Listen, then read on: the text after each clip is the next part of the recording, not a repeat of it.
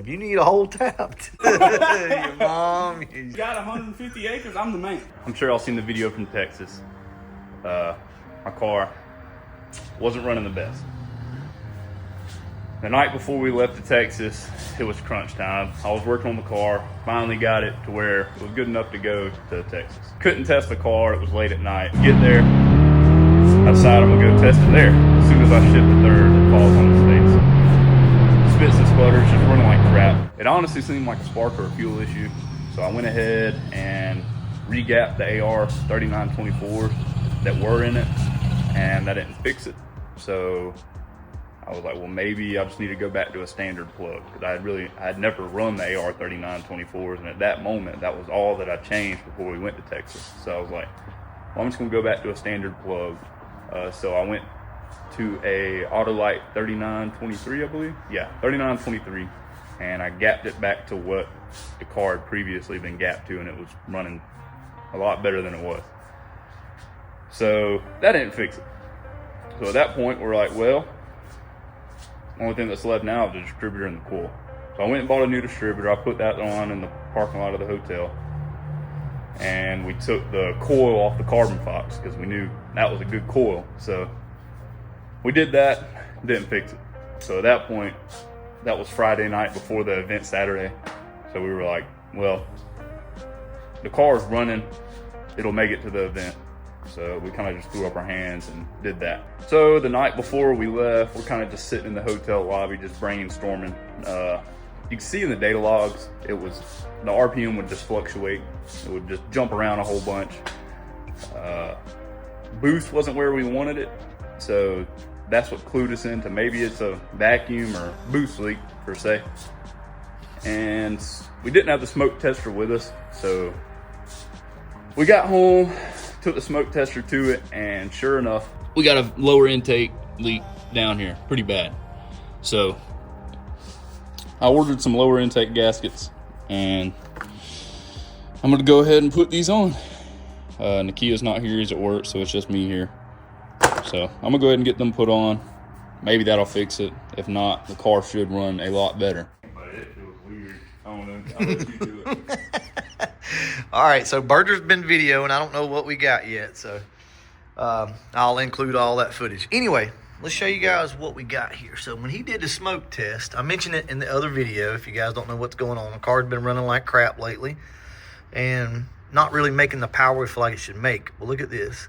You can clearly see the issue here. It's torn. Let's see if we can get it.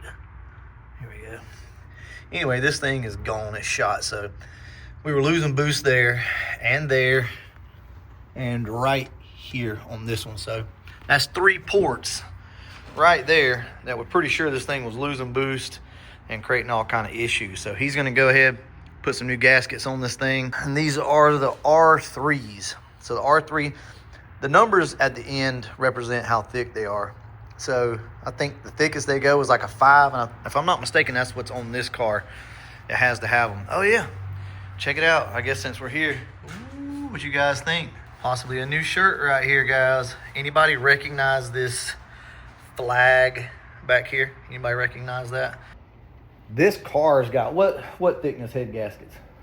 65,000 compressed thickness. 65 thousandths compressed thickness on the head gaskets. We got 30 thousandths thick Cometic head gaskets to get that quench just right. This is gonna pop. It's gonna run good. These head gaskets will make a difference. And I'm gonna tell you something else. These intake gaskets that he's replacing right now are absolutely gonna bring this car back to life. I bet you money, ever since we pulled this intake off the first time and poured it on it, I bet you money they've been leaking ever since. So anyway, you guys stay tuned because this thing's gonna be back on the road here pretty soon. He may just go ahead and go get his head gaskets tonight. Who knows? What you doing? Some stuff. That's never a good day when you have to go to those. No. All right, let's go over here and show them what happened. Now, It's all your fault.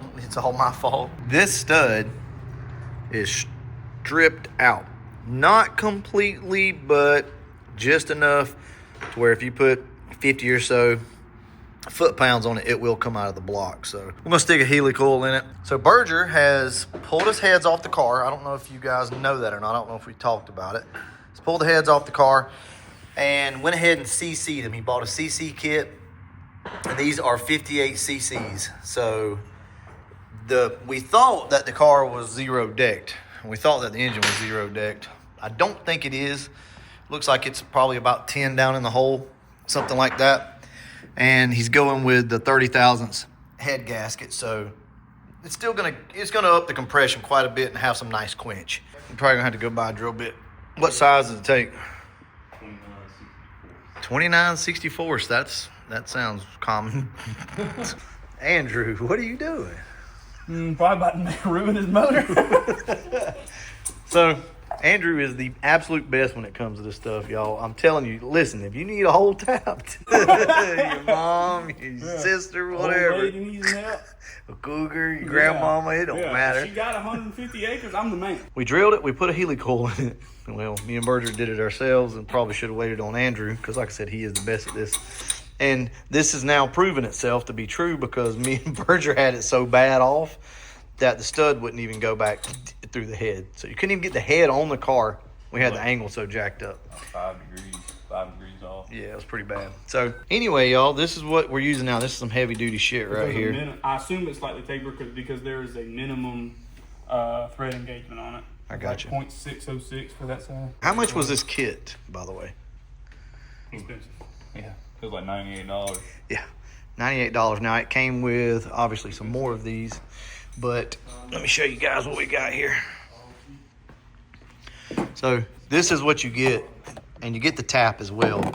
But this is what you get, and it's like basically $100 freaking for this. But when you need something like this, you gotta have it. We messed up. It's all right. It is what it is. Andrew's over here to save the day. Andrew, you said you think it's working? Yeah, that's all it was all the way through.